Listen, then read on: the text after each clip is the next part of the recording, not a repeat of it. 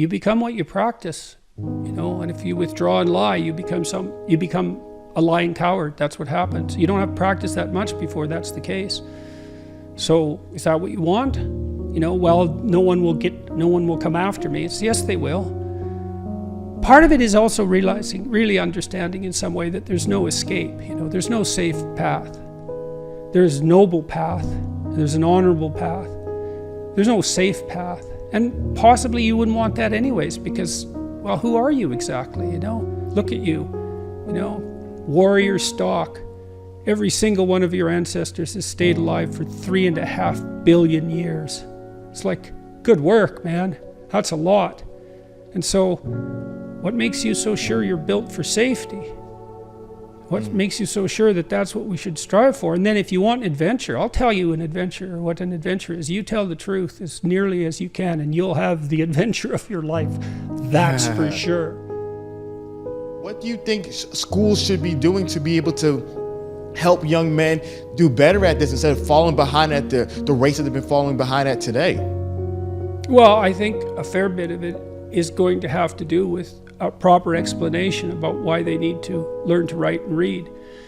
And I also think that our schools, led by the faculties of education at universities, which is an enterprise that's become corrupted almost beyond belief.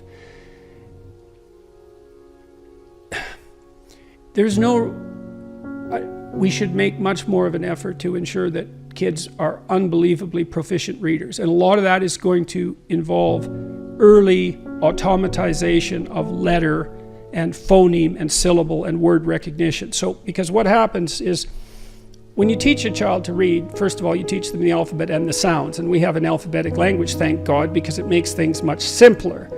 And so you teach them the letters, and then the 2-letter combinations, and then the 3-letter combinations. And then they can sound out syllables, and then they get words. But it isn't until you can read phrases automatically at a glance that you can read for content and pleasure. And so a lot of kids get stuck, especially if they don't come from particularly literate homes where all of this is sort of taught, maybe starting at, 12 months when they're first dragging a book around and becoming familiar with the book as an object, right, before they even learn to read. You got to get kids through that automatization phase, and that requires intense massed practice. And that's not that intrinsically interesting, right? But if you can get them to the point where they can read for content, well, then it starts to become interesting, just as interesting, let's say, as going to a movie or perhaps playing a video game. And so that has to be made an absolute priority. And if the faculties of education were doing their job, they would have produced technology to solve that problem for virtually every child, because it is only a matter of practice. Smarter kids will learn faster, but with enough practice, pretty much everybody is going to get there. So, and then there's the marketing issue. It's like, well, why should you read? Well, do you want to be stupid? Do you want to be stupid? What happens when you're stupid? You walk into walls because you don't see them. And if someone comes along who's more educated than you, more literate and cannier, you'll lose, man. You'll lose. And you'll lose too because you can't think properly. So you won't aim at the right things, and you won't be informed by the great individuals of the past. And you need that. We're historical creatures. This isn't optional.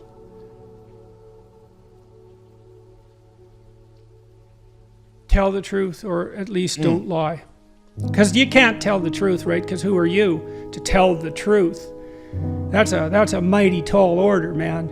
But you can stop saying things that you know are lies. And that will change your life if you do that. And it's crucial. Why would it change their life? Well, how can you adapt to reality when you falsify it? And you think, well, I'm just lying to other people. No, you're not. You can't just lie to other people, because what you say becomes you, especially if you practice it, because we build ourselves out of words. And that can be lies in action too. It's like, don't say things you know to be false. That's a good start, man. And it allies yourself with the truth. And how can that be a bad idea? Imagine that what is true reflects reality, which is sort of the definition of true. How can failing to align yourself with reality work? How is that possibly going to work? Well, you say, well, I can, if I lie, I get away with something. It's like, no, you don't. I tell you, I swear this is true. In all of my clinical practice, I have never, ever seen anyone ever get away with anything, even once. You think the chickens won't come home to roost. It's like, all that means is you're too stupid to see what your lies caused, or too blind or too self-deceptive. You just don't see it. And so you don't get away with anything, nothing. It's terrifying to actually understand that. It's terrifying. What if you can't get away with anything, ever? Well, that's the judgmental God, fundamentally. That's a very old idea, and it's an old idea for a reason. And of course you can't get away with anything, because imagine that you took a flexible plastic comb, and you bent it backwards, and you say, well, I got away with that. It's like, well, what's going to happen when you let go? It's going to snap back and hit you in the face, and that's life, man. You warp the structure of reality. You think you are someone who can warp the structure of reality with your words and get away with it? Really? No, man, that should terrify you right to the core of your soul. You're not God. You can't do that. Dr. Peterson, you said that you've never seen someone get away with lying. Anything. What do you mean by that? Because I can imagine if somebody listening to this right now who said, well, I haven't told the truth and I got away with plenty of things in my past. What do you mean by that? Everything is right in your life. Everything is just the way you want it to be. That's how it is it? Yeah, sure. And good. If find someone like that, great. But I've never seen anyone like that. And psychopaths, they have no conscience. They lie all the time. Well, how do they get away with it? They don't. They have to move, because people figure out who they are, and then they have to move on. And so you could say, well, that's getting away with it. It's like, well, no long-term relationships, no love, no trust, no brotherly affection, no friends. And generally no financial success, not in the real sense. How is that getting away with it? And then you might say, well, I've got away with it so far. It's like, maybe you have, and maybe you're just too dim to see the consequences because you've blinded yourself, and God only knows who you could have been if you wouldn't have lied your way to where you are now. No, I've never seen it. And sometimes I'd work with someone to untangle what had happened to them over multiple years as things fell apart. And we'd find all sorts of lies, not always ones they told, but sometimes lies their parents told them, for example, that deep, dark, terrible things, messing things up in an unbelievably catastrophic and tragic way. It was absolutely terrifying. But I can't see how it just doesn't make sense. It's like, how could you possibly defend the idea that you could warp the structure of reality and get away with it? I mean, who, like I said, who do you think you are? Reality is, you don't mess with it. Like, it kills you, and it'll torture you quite a lot before doing that if you're particularly unlucky. So beware. They say the fear of God is the beginning of wisdom. That's that judgmental God. It's like, you violate your conscience, man. You will pay. That's hell. There are times in your life where you know that the thing that you're saying is not true. It's a deception. It's a lie of some sort, and you're using it to manipulate yourself or another person or the world. And you're also fully possessed of the idea that you can get away with it. And there's a satanic arrogance about that. In fact, that is the archetypal arrogance that's portrayed in the mythological character of Satan, because Satan is precisely the archetype of the element of the mind that believes that it can twist and bend the structure of reality without paying the price for that. And you can't imagine anything that's more arrogant than that, because really, do you really think that you can twist the structure of a reality and that that's going to work out for you without it snapping back? It's so obvious that can't work, that everyone knows it. But anyways, back to the initial point, is that by the rules of the game that you yourself are playing, that some of the times you're violating the rules of the game that you're playing. And the first issue with regards to, say, stating the truth or behaving in a responsible manner would be merely stop cheating at whatever game it is that you've chosen to play. That's a good start, and that'll straighten out your life.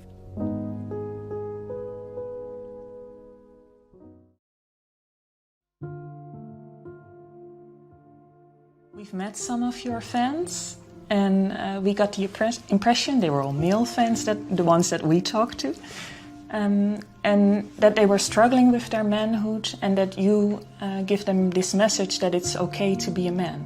It's not okay. It's necessary. What the hell are we going to do without men? You look around the city here, you see all these buildings go up, these men, they're doing impossible things. They're under the streets, working on the sewers, they're up on the power lines, in the storms and the rain. They're keeping this impossible infrastructure functioning, this thing that works in a miraculous manner. They work themselves to death, and often literally, and the gratitude for that is sorely lacking, especially among the people who should be most grateful. You see university professors, especially of the social justice bent, who are among the most protected and privileged people that the world has ever produced. They take everything they have for granted, failing to understand entirely that there's a massive infrastructure of unbelievably hardworking, solidly laboring, working class men breaking themselves in half on a regular basis, making sure that everything that always breaks works. And so a little gratitude for that is in order. And it's very useful to tell everyone, not just men, that they have an important role to play, a necessary role, and that if they act properly and honestly and forthrightly, that they can put their lives together and they can help their families and they can make their communities better, and that's not toxic masculinity, that appalling phrase. It's what keeps the world going round. If we had any sense, we'd understand that, instead of doing everything at every possible moment to label what we have in the West as oppressive and patriarchal and fundamentally predicated on power, of all the insane propositions. My audiences are often composed mostly of men between, say, 20 and 35, not exactly young, but young enough. And they're desperate for a discussion about responsibility and fair play and noble being and working properly in the world, and the idea, and to hear the idea that their lives actually matter, that if they straighten themselves up and fly right, that they'll have a beneficial effect on themselves and their family and the community, and that the world is starving for that. And for them as individuals, not for them as a group, but for each of them as individuals. So, yeah, it breaks me up. Every time the topic comes up, it breaks me up, because it's so damn sad, and we're so stupid. We're alienating young men. We're telling them that they're patriarchal oppressors and denizens of rape culture and you know, tyrants in waiting, and we fail to discriminate between their competence and their tyranny, and it's awful. It's so destructive. It's so unnecessary, and it's so sad. And so whenever I think about it, especially because of all that I've seen of it, it makes me sad, like deeply. It's so sad. What has been your experience with dealing with these men who have these nice guy tendencies, who can't stand up for themselves, who their moms raised them to be this type of anti-man? Yeah, well, sometimes that can also be temperamental, right? Because if a man happens to be high in agreeableness, this is also true of women. They're much more conflict averse, and they're nicer in their temperament. So if you get an agreeable boy, let's say, who also has a doting mother, then you might have that problem. There's other ways of having that problem, but that's one way. Well, when I saw people like that in therapy, they were often resentful and angry and passive aggressive and getting in their own way, often to spite, you know, whoever was doting on them, let's say. And so the first thing I would do is listen to why they were there, and then start to unpack that anger, and then start to work with the individual to figure out how to voice that. You know, you have to separate out what's old history and useless, and what's just narcissism and infantilism from genuine concerns. But if you listen to people, they will sort that out for themselves. That's one of the cool things about being a therapist, is if you listen, that happens more or less by itself. And then as a behavioral psychologist, you know, maybe someone like that would need a raise, but would be afraid to ask their boss. Well, we just practice that. It's like, okay, well, first of all, why should your boss give you a raise? Like, there might be good reasons. He doesn't want to lose you because you're a good worker. Well, are you a good worker? And if you weren't, well, we'd solve that problem. Put yourself in a position where you deserve the raise. Okay, well, now you're too timid or you're too unskilled, because you have to differentiate those two things too, because some people who can't stand up for themselves actually don't know how, whereas others are afraid, and some are both. And so you have to figure out, so some of it's skill training. Well, how do you actually ask your boss for a raise? Well, you tell the truth. That's the best way. You say, look, you know, here's what I'm doing, here's why it's really useful for you. It looks like I'm somewhat underpaid in this role. That's demotivating me, possibly. I also have other options. I think I need, you know, 15% more, and I'm interested in moving up, and here's what I'll do for you if you do that. And so, you know, think about it. And then if your boss doesn't do that and all that's true, well, then you should be assertive enough to find another job. Or maybe you look for another job before you even ask for the raise. Put your CV together, right? Update it so you're not afraid to look for another job. All this is strategic thinking. That was another thing that was really fun about clinical work. Most of my clients, they doubled or tripled their salaries within 3 or 4 years. Oh, you know, wow. They worked at it. This wasn't nothing. This was major league strategic planning. And that was true for women and men, you know, so, and that's very fun to watch that happen. Think clearly about it, right? And get your act together, you know, and you got to see what's getting in your way. So maybe you're afraid to ask your boss for a raise because if he says no, you'd have to look for a job, and you don't have your resume or CV updated. And the reason you don't have it updated is because you're embarrassed about the lacks in it. And you don't want to face the lacks because then you'd have to see how you didn't get educated properly because you were useless, and you'd have to take steps to rectify that. And like, it's a real mess down there, right? Yeah. The reasons you're not asking. So we'd lay that all out and then say, well, you're embarrassed about your resume. Well, update it and let's take a look at it. Okay, well, here's some holes and they're not good. What could you do to fix those? And then you break it down into small steps, right? Implementable steps, because that's very practical. So that's a good thing to know. If you have your sights set on a goal, you'll move towards it if you break the steps down small enough so that even someone as useless as you will do it. And that also requires a fair bit of humility, because what you might find, especially if you're avoiding something, is that the step you are actually willing to take is so small that you're embarrassed to admit it to yourself, so you won't take any steps at all. Well, that's completely counterproductive. And the reason that's not proper thinking, let's say, or productive thinking, is that, well, small steps get bigger real fast. And it doesn't matter where you start. If you're doubling your utility every few weeks, who cares where you start? It starts to take off real quick. So you don't want to be embarrassed. You don't want to be so embarrassed by where you are that it stops you from becoming who you could be. And that's tough. It can be that's real tough. I'm not making light of that. I see exactly why people avoid, but it's not a good solution. Look, last night, I was at this talk I gave, and about 1,000 people came, and about 500 of them stayed afterwards, and most of them were young men, and just one of them after the other comes up to me, and they shake my hand, and they say, look, I've been listening to what you've been saying for 6 months, and it's changed my life. It's like I was depressed, I was addicted to drugs, my relationships weren't working out, I was hopeless, I didn't have any goal. I started cleaning up my room and telling the truth and working hard on myself, and it's really working, and I just want to thank you for helping me. And I think, God, it's so sad that so many of these men, they've not had an encouraging bloody word, a real encouraging word in their entire life. It just takes a little bit of of encouragement and care so that they're willing to set themselves straight to some degree and start trying. It's just a catastrophe that's so rare in their lives. What do you expect from women? If you got pregnant because you had sex, you'd be pretty damn choosy too. So, you know, clue in a bit. And then, well, don't they find you attractive? Well, maybe you're not. Like, have you paid attention to how you dress? Do you have a plan? Are you as educated as you could be?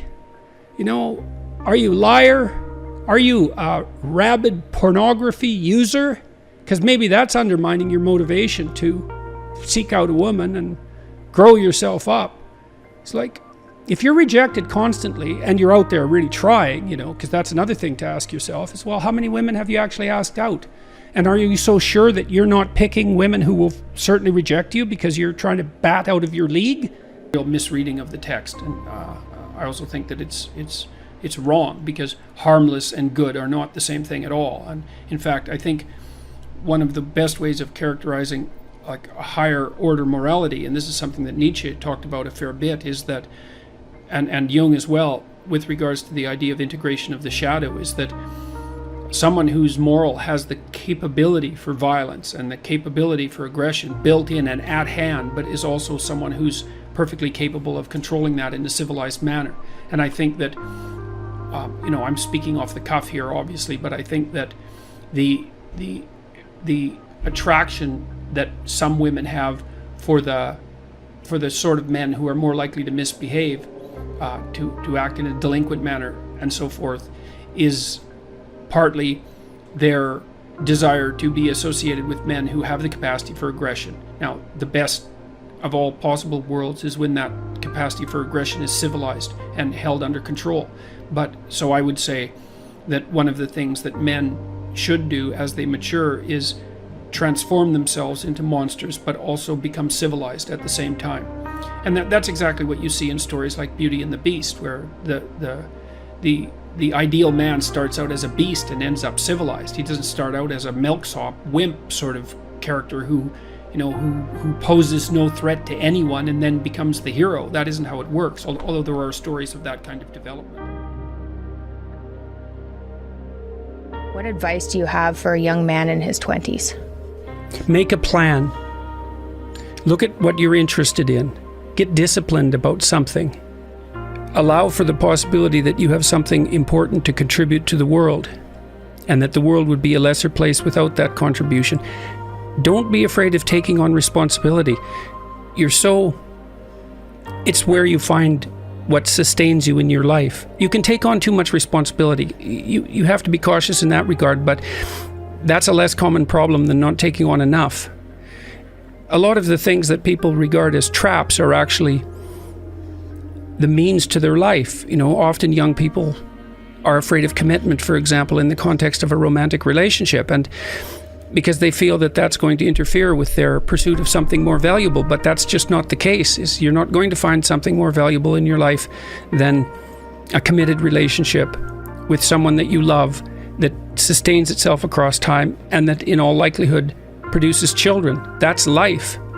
And there may be people for whom avoiding that is the better route, but those people are very rare, and you need a real reason to assume that you're one of those people. And hopefully for you, you're not. You know, I've had a very good career, a very meaningful career in multiple dimensions, and it's still been the case for me that the most important part of my life has been my intimate relationship with my wife and my family.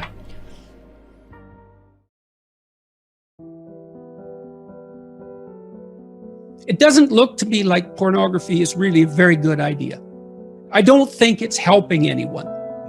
Now, you know, there might be codicils to that, freedom of expression, some potential educational utility, the pleasure that's a consequence of sexual utilization of pornographic material. But I would still say, seeing all that it's not a net social good. It doesn't do the people who produce it or who consume it any good. And I don't believe that anyone feels like a better human being after utilizing pornography for sexual gratification. Now, you might say, well, that's because they've been shamed about sex since they're born, and and that's a consequence of our crooked culture. And in a utopian world, we wouldn't have that shame. And no, it's way more complicated than that. And I read something in one of the YouTube comments in my video the other day. I was talking to Abigail Schreier about the apparent fact that today's teenagers are having much less sex. One person commented that there's the shame that men feel when sex is a spectator sport rather than a participatory act. And then you think, well, the mere fact that you're watching two other people, one of whom isn't you, having sex instead of having sex, really implies something either about it implies something about your desirability. It's pretty hard to shake that, isn't it? Or your courage. Why is it that you're sitting there alone at night with your laptop on your lap? What the hell's wrong with you? Well, nothing. It's just we should dispense with sexual shame. It's like, no, probably not. That's probably not the answer. Effect of free and widely available pornography is having on young people, especially men in our society at this time? Well, I think it's like Treasure Island in Pinocchio. It's all pleasure with no responsibility. That's deadening. It's parasitical in a sense. And I don't mean that, I'm not making a value judgment. I mean, it's no wonder the young guys are caught up in this, because it's an unbelievably powerful technology. It drove the development of the internet, let's not forget, right? So it taps into one viciously primordial motivation. And so these guys are being blasted by what biologists call super stimuli all the time. So imagine that there's a biological stimulus that has an effect on you, and then you can magnify it. And the typical porn actress, not the amateurs, but the professionals, have their sexually provocative physical elements exaggerated. And so men are very visual in terms of their sexual processing. And so, the guys are pulled into it, and they're pulled into it also by curiosity. But I think that ethically it's not good. It's not good. It's an easy out. That's the other thing, is what you should be doing is going out and finding someone to have a relationship with. And if you can gratify yourself with no transformation, but let's say you can't find someone, well, then you might say that's an indication you should change. It is, in fact, an indication that you should change, because what better indication are you going to get than that no one wants to be intimate with you? Right. It's the ultimate rejection, and that's partly why men are terrified of it, and I understand that. And I also understand the MGTOW guys, who are just recommending that men don't enter into long-term permanent relationships with women. I understand where they're coming from, although I called them pathetic weasels a while back. I shouldn't have done that.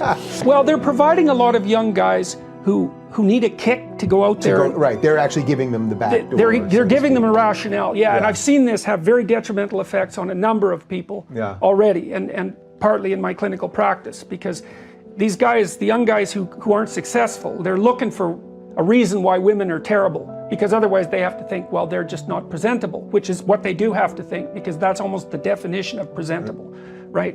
So, and then the MGTOW guys give them a rationale. We are in a gynocentric world, and females have got control, and they'll wipe you out if they have the opportunity. It's like, well, some females will do that to some guys some of the time. So I think it's reasonable to assume that there's a novelty edge in pornography, like there is in so many quasi-addictive phenomenon. And so it has to become, because novelty is a sexual kick, it has to stay novel, and that means that over time it's going to become more extreme. So that's not good. Well, so how do you resensitize yourself in some sense? Well, you stop. And then hopefully you recover. And then you deprive yourself of that outlet, let's say. And you might say, well, you know, is that absolutely necessary? And maybe there's nothing wrong with pornography. It's like, well, I don't know, man. Like, have you ever really met a guy who is proud of that? Like, you know what I mean? That makes him feel like, I'm the guy, man. You know, I'm watching pornography and getting off. It's like, what a man. I don't believe anyone feels that. And to me, maybe I'm wrong. And to me, that's an indication that, yeah, we know. No, it's pretty cheap. It's cheap. It's easy. And, you know, I say that knowing that I believe the research evidence shows that if you introduce pornography into a community, that rates of sexual crime committed by men upon women actually decline. So there is perhaps some utility in the outlet. But, you know, that's a unidimensional analysis and doesn't take into account all the other effects of pornography. So, including the ones you described. And I think that those are real. It makes sense that they're real, you know, because it's super satiation. And it's a non-trivial technological problem. You know, it's now possible for young men to look at more beautiful nude women in one day than any man has ever seen, you know, prior to 10 years ago, 20 years ago, than any man in history had ever seen. That's not nothing. That's something. And to think that doesn't do anything to you, it's like, no, that likely does something to you. So don't substitute the false for the real. And don't underestimate the utility of deprivation. You know, what do we need to drive us forward to have the adventure of our life? You know, well, some deprivation, that's for sure. That heightens desire and drive, and maybe you need that. You're afraid to approach a woman. Well, you remove part of your drive with pornography, and so now you don't have that sexual urge to overcome that anxiety, and so you stay timid for your entire life. You know, maybe not, but maybe.